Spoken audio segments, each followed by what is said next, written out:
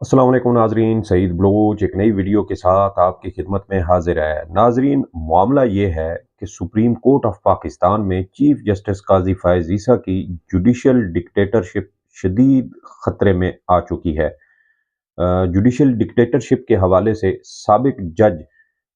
Justice retired Ejazul Ehsan की जानिब से दिसंबर के महीने में दो खतूत लिखे गए थे और इन खतूत के ज़रिए हमें पहली बार मालूम हुआ था कि दर हकीकत जमहूरियत के नाम पर सुप्रीम कोर्ट में डिक्टेटरशिप का राज है और एक डिक्टेटर की तरह सुप्रीम कोर्ट के मामलात चलाए जा रहे हैं और मुखालिफ राय रखने वाले जज को किसी खातिर में नहीं लाया जा रहा। इसी हवाले से साबिक जज जस्टिस रिटायर्ड एजाजुल हसन की जानिब से दो खतूत चीफ जस्टिस पाकिस्तान या जो तीन रुकनी कमेटी के दीगर दो अरकान थे उनको लिखे गए थे। इसके अलावा अब मामला जो दिलचस्प जहाँ से सूरत हाल बनती है वो ये है कि गुज़श्ता रात यानी 10 मार्च की रात को सुप्रीम कोर्ट के एक जज जस्टिस सरदार तारिक मसूद अपनी आइनी मुद्दत पूरी करके रिटायर हो गए। उनकी रिटायरमेंट की वजह से तीन अहम इदारों में जो कंपोजिशन है वो तब्दील हो गई है और अब ऐसे जज जो हैं वो इन तीन इदारों का हिस्सा बनेंगे, जिससे अब आने वाले दिनों में एक बार फिर हमें बज़ाहिर सुप्रीम कोर्ट ऑफ पाकिस्तान में एक बड़ी बड़ी लड़ाई का जो एक आसार हैं वो नज़र आते हैं। आगाज़ करते हैं सुप्रीम जुडिशल काउंसिल से। सुप्रीम जुडिशल काउंसिल एक ऐसा इदारा है जो हाई कोर्ट या सुप्रीम कोर्ट के जजेस या अब साबिक जजेस के खिलाफ भी कार्रवाई करने के लिए एक आईनी मैंडेट रखता है। सुप्रीम जुडिशल काउंसिल के अलावा सुप्रीम कोर्ट और हाई कोर्ट के हाजिर सर्विस या साबिक जजेस के खिलाफ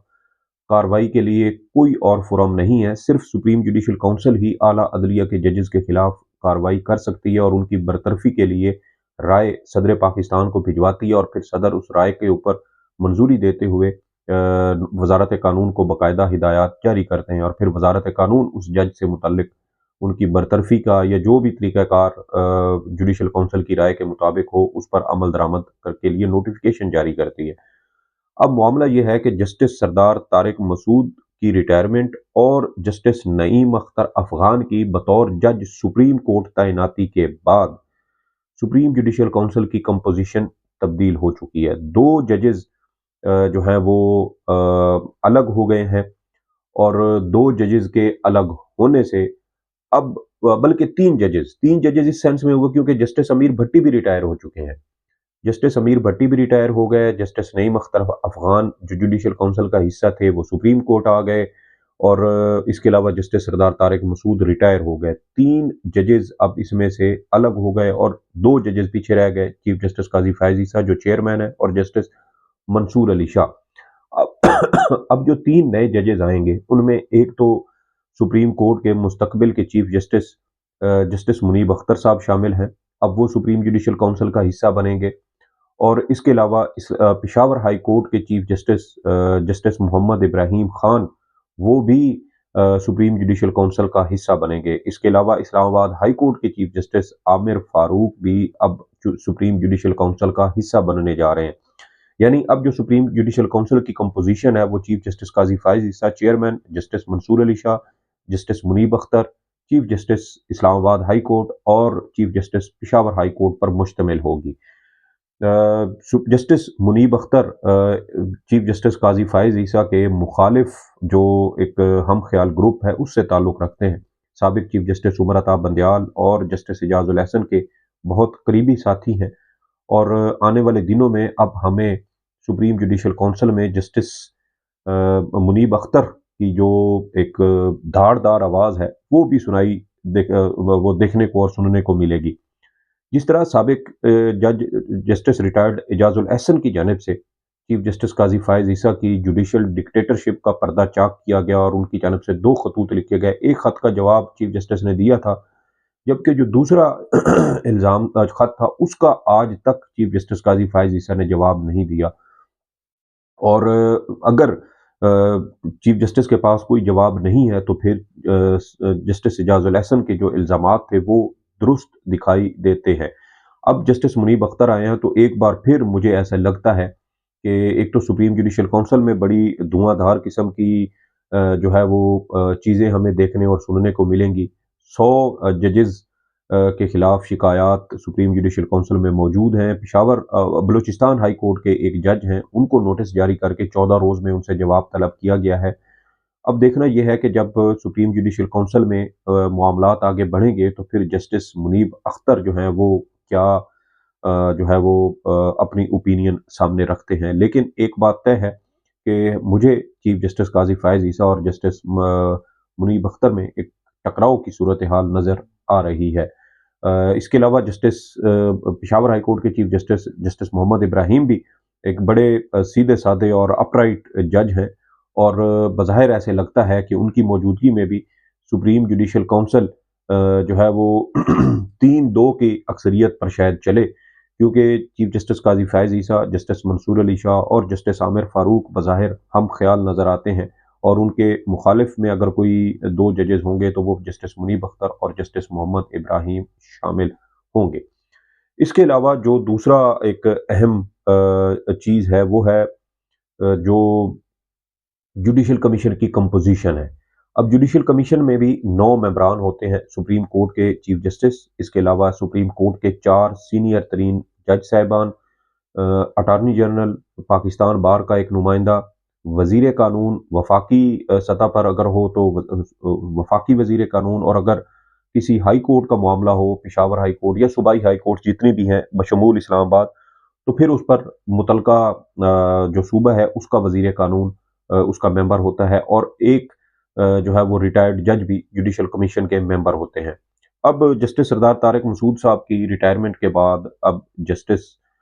جو ہے وہ منیب اختر بھی اس کا حصہ ہوں گے جوڈیشل کمیشن میں، اور ججز کی تعیناتی کے حوالے سے بھی اب ہمیں ایک بار پھر شاید اختلافی نوٹ دیکھنے کو ملے۔ سابق چیف جسٹس عمر عطا بندیال صاحب کے دور میں تو یہ ہوتا تھا کہ قاضی صاحب جو ہے اور وہ خطوط لکھا کرتے تھے، اور ہم نے 2022 میں یہ دیکھا تھا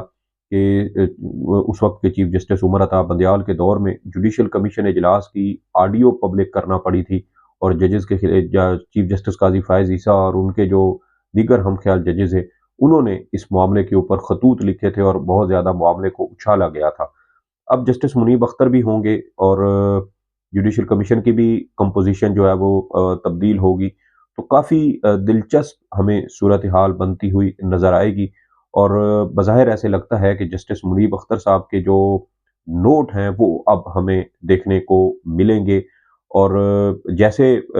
خطوط یا نوٹ جسٹس اعجاز الاحسن کی جانب سے سپریم جوڈیشل کونسل میں سابق جج جسٹس ریٹائرڈ مظاہر نقوی کے خلاف اپنے ایک اختلافی نوٹ سامنے آیا تھا، اور انہوں نے جوڈیشل کونسل کی کارروائی کے اوپر سنگین اعتراضات اور سوالات اٹھائے تھے، اور ان کی جانب سے کہا گیا تھا کہ ان کے مطابق جوڈیشل کونسل کی کارروائی طے شدہ ضابطوں کے مطابق نہیں چلائی جا رہی، لیکن ان کے تمام تر اعتراضات کے باوجود جوڈیشل کونسل نے جسٹس ریٹائرڈ مظاہر نقوی کے خلاف کارروائی کی، انتقامی کارروائی میں اسے کہوں گا، کیونکہ وہ ریٹائر ہو چکے تھے، اور اس کے باوجود ان کو جو ہے وہ ان کا میڈیا ٹرائل کرنے کے لیے اور ان کے خلاف رائے دینے کے لیے عافیہ شہر بانو کیس سنا گیا، اس پر فیصلہ دیا گیا۔ اور تیسری اور اہم جو چیز اب ہمیں اس میں نظر آئے گی وہ یہ ہے کہ جو 3 رکنی انتظامی کمیٹی ہے سپریم کورٹ آف پاکستان کی، جو پریکٹس اینڈ پروسیجر قانون کے تحت بنائی گئی تھی، اب اس کی بھی کمپوزیشن تبدیل ہو گئی ہے۔ چیف جسٹس قاضی فائز عیسیٰ اس کمیٹی کے چیئرمین ہیں، اور سپریم کورٹ کے 2 سینئر ترین جج صاحبان بھی اس کمیٹی کے ممبر ہوتے ہیں۔ جسٹس سردار طارق مسعود کی ریٹائرمنٹ کے بعد اب جسٹس منیب اختر اس 3 رکنی انتظامی کمیٹی کے ممبر بنیں گے، اور اب جو وہ 3 رکنی کمیٹی ہے اس کے 3 ممبران ہوں گے چیف جسٹس قاضی فائز عیسیٰ چیئرمین کے طور پر، جسٹس منصور علی شاہ اور جسٹس منیب اختر۔ بظاہر یہاں پر بھی ہمیں 2-1 کی اکثریت نظر آتی ہے، اور معاملہ دلچسپ مجھے ہوتا ہوا یوں نظر آتا ہے کہ یہ جیسے جسٹس اعجاز الاحسن کی جانب سے دسمبر کے مہینے میں اپنے لکھے دوسرے خط میں یہ الزام لگایا گیا تھا کہ چیف جسٹس قاضی فائز عیسیٰ اور جسٹس سردار طارق مسعود اپنے طور پر کمیٹی کا جو ہے وہ اجلاس بلاتے تھے، اور جو جسٹس اعجاز الاحسن جو ان کے مخالف ہم خیال جج تھے ان کو نوٹس تک نہیں کیا جاتا تھا، ان کو بتایا تک نہیں جاتا تھا، اور کمیٹی جو ہے وہ اپنی اکثریت کی بنیاد پر اجلاس بلاتی تھی، اس میں فیصلے کرتی تھی، ججز روسٹر جاری ہوتے تھے، کیسز سماعت کے لیے مقرر ہوتے تھے، اور جسٹس اعجاز الاحسن اس سے مکمل طور پر لا علم ہوتے تھے۔ اور جسٹس اعجاز الاحسن کی جانب سے اس پر کافی زیادہ جو ہے وہ آواز اٹھائی گئی اور کہا گیا کہ یہ ان کے ساتھ ایک طرح سے جو امتیازی سلوک روا رکھا جا رہا ہے۔ اور جسٹس اعجاز الاحسن کی جانب سے تو یہ بھی کہا گیا تھا کہ جمعے کے روز جب سپریم جوڈیشل جو 3 رکنی انتظامی کمیٹی تھی اس کا اجلاس اس وجہ سے ملتوی کر دیا گیا کہ جسٹس سردار طارق مسعود صاحب جو تھے وہ بیمار تھے، اور اسی وجہ سے جسٹس اعجاز الاحسن نے بھی کہا کہ جو کمیٹی کا اجلاس ہے وہ آئندہ ہفتے رکھ لیتے ہیں۔ اور شام کو پھر جسٹس اعجاز الاحسن کہتے ہیں اپنے خاتمے کے شام کو پھر انہیں بتایا گیا کہ ججز روسٹر جو ہے وہ جاری ہو گیا، اور ان کو وہ ججز روسٹر بھجوایا گیا اور کہا گیا کہ آپ اس کے اوپر دستخط کر دیں، جو کیسز مقرر کیے گئے وہ اس کے بارے میں کہا گیا کہ آپ ان کی لسٹ کے اوپر بھی دستخط کر دیں، تو انہوں نے کہا کہ انہوں نے پھر اس کے اوپر دستخط نہیں کیے تھے۔ اور جب چیف جسٹس صاحب کسی اسی طرح عدالت میں یا کسی اور جگہ پر ملے تو وہ کہتے ہیں کہ ہم بڑی جمہوریت کے ذریعے اب سپریم کورٹ کے معاملات چلا رہے ہیں، یعنی سپریم کورٹ کی 3 رکنی کمیٹی کا اجلاس بھی نہیں بلایا جاتا، ایک جج جو مخالف ہم خیال ہے اس کو اطلاع نہیں دی جاتی، اس کو نظر انداز کیا جاتا ہے، اس کو اس کے علم میں تمام معاملات نہیں لائے جاتے، اور اس کو بتائے بغیر کمیٹی کا ایک غیر قانونی اجلاس ہوتا ہے، اور پھر کہا جاتا ہے کہ دیکھیں جی ہم تو جمہوریت اور اکثریت کی بنیاد پر فیصلے کر رہے ہیں۔ کمیٹی کا 3 رکنی کمیٹی کا اجلاس تبھی قانونی تصور ہوگا جب تینوں جج صاحبان کو معلوم ہو کہ اجلاس کس وقت کس دن ہے،